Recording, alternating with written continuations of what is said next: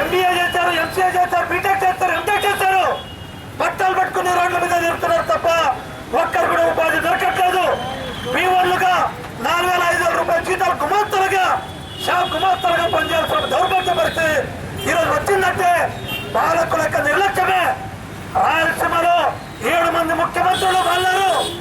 7 మంది ముఖ్యమంత్రులు మారినా రాయలసీమ అభివృద్ధి గురించి మాత్రం, రాయలసీమలో ప్రాజెక్టు డెవలప్మెంట్ చేయడం కోసం మాత్రం నిధులు కేటాయించకుండా సౌత్ తల్లి ప్రేమ, సొంత గడ్డలో పుట్టి సౌత్ తల్లి ప్రేమ ఈరోజు అధికార పార్టీ నాయకులు చూపిస్తా ఉన్నారు.